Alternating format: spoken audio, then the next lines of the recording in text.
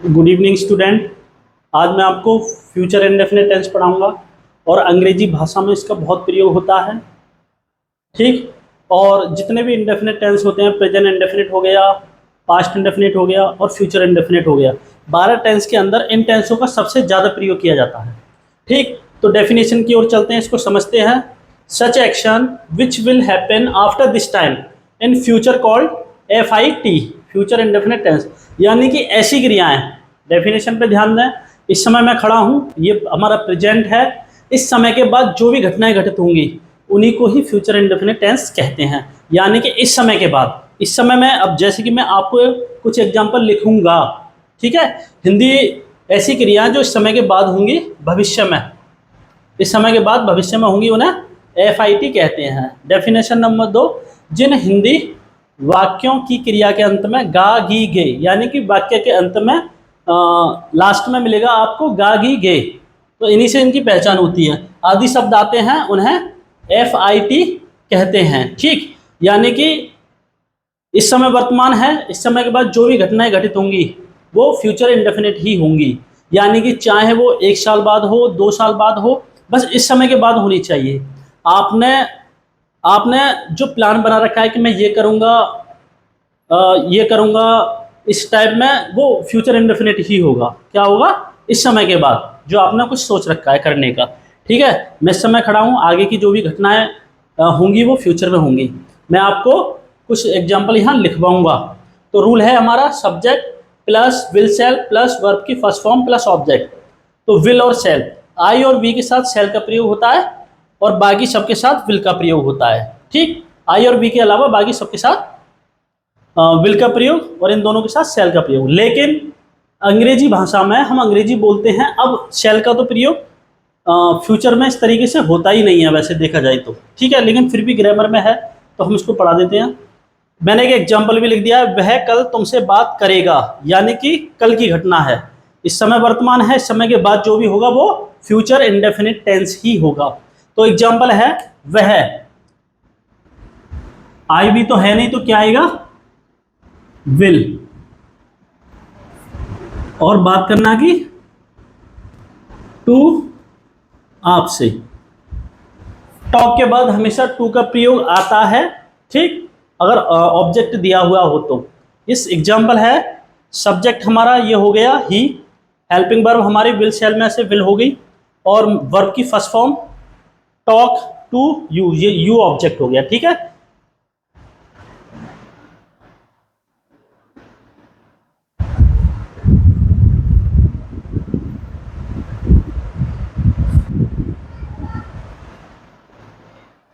तो मैंने कुछ यहाँ पर एग्जाम्पल लिख दिए हैं फ्यूचर इंडेफिनिट के, पॉजिटिव सेंटेंस के हैं, नॉट नहीं लगाया मैंने।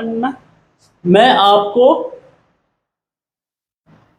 आपको बाद में कॉल करूंगा, आई शैल कॉल यू लेटर। वैसे आपको बता दूं मैं, आई और बी के साथ शैल का प्रयोग होता है, लेकिन अंग्रेजी भाषा में मोस्टली विल का ही प्रयोग होता है। आजकल शैल का प्रयोग नहीं होता है। ठीक है। इसको मैंने ऐसे भी लिख दिया है, I shall call you later, I will call you later, I will call you letter.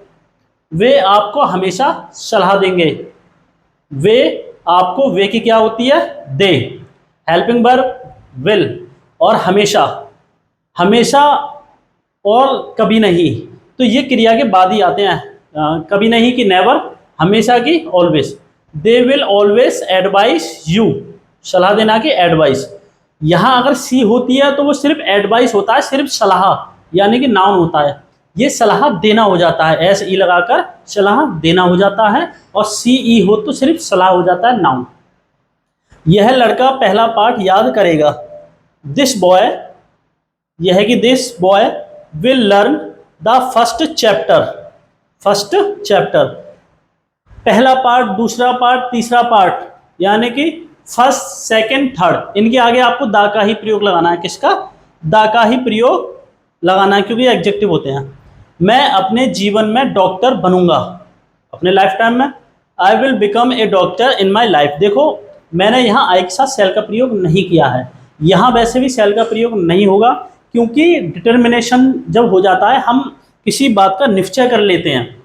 यानी कि आप, यानी कि मैं कहूँ मैं यह काम जरूर करूँगा, तो हम अपने आप पर जोर दे के बात करते हैं या उस पर निश्चय कर लेते हैं तो विल का ही प्रयोग होता है। ठीक है, आप शैल का ना प्रयोग करके विल का ही लगाओ। I will become a doctor in my life. वह आज स्वादिष्ट खाना बनाएगी। वह आज स्वादिष्ट खाना बनाएगी। She will make delicious food. She will make स्वादिष्ट की क्या होती है? Delicious food. ठीक, तो ये कुछ एग्जाम्पल थे, आप उनको ध्यान से स्क्रीनशॉट ले लीजिए और इसकी एक नोटबुक बना लीजिए। मेरा पहले पार्ट से लेके मैं जहाँ तक इंग्लिश पढ़ाऊँगा, आप एक नोटबुक बना लीजिए, अच्छे से इनको लिख लीजिए और फिर इनका रिवीजन कीजिए। ठीक, और आज गर्मी भी बहुत पड़ रही है।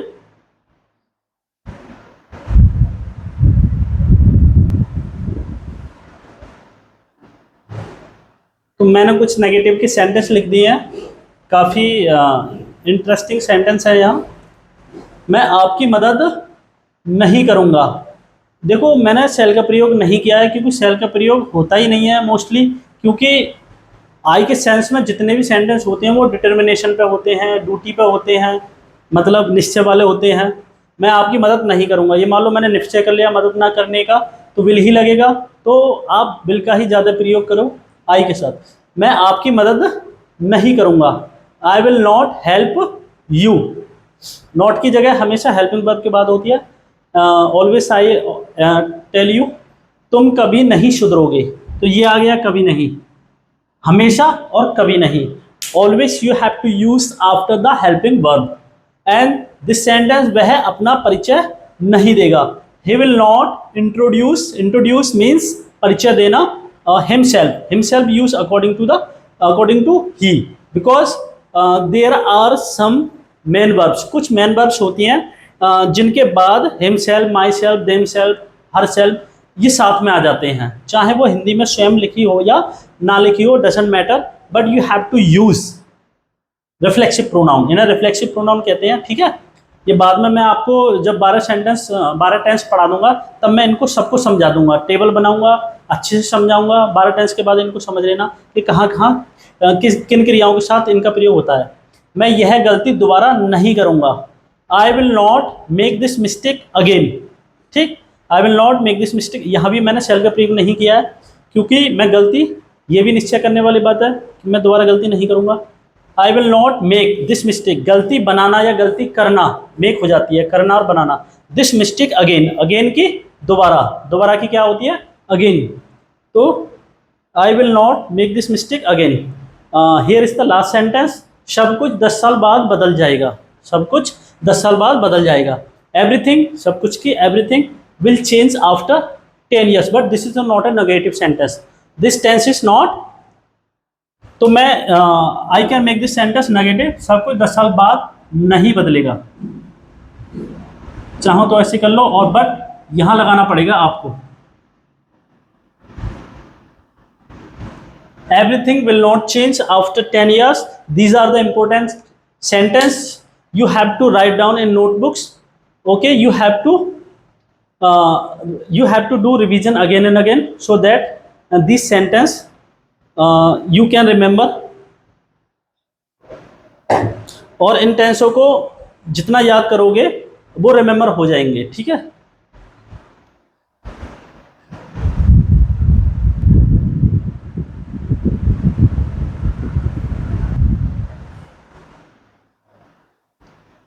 तो ये मैंने इंट्रोगेटिव सेंटेंस लिख दिए हैं। यहाँ पर कुछ 2 सिंगल इंट्रोगेटिव के हैं, बाकी डबल इंट्रोगेटिव के हैं 3 सेंटेंस। ठीक, तो इंट्रोगेटिव में मैंने आपको बता ही दिया है, शुरू में हेल्पिंग वर्ब लगती है।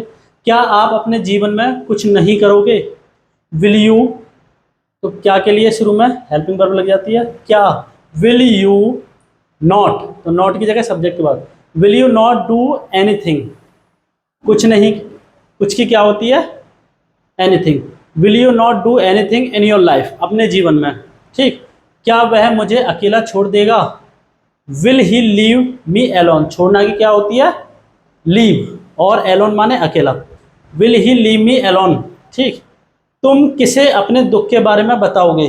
तो ये है डबल इंट्रोगेटिव का, बीच में क्वेश्चन बढ़ा जाते हैं, उन्हें डबल इंट्रोगेटिव बोलते हैं।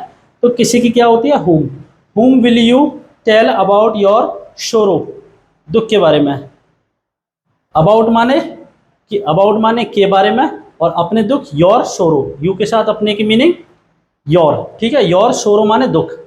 अब आप क्या करोगे, अब आप क्या करोगे, तो बीच में क्या आ गया, what will you do now, अब की now, what will you do now. आपका बेटा कहाँ दाखिला लेगा, आपका बेटा कहाँ दाखिला लेगा, तो कहाँ की, वेयर जगह, where will your son take admission. तो ये कुछ इंट्रोगेटिव की सेंटेंस है, आप इनको नोट डाउन कर लेना, ठीक। और आज की क्लास में यही खत्म करता हूँ।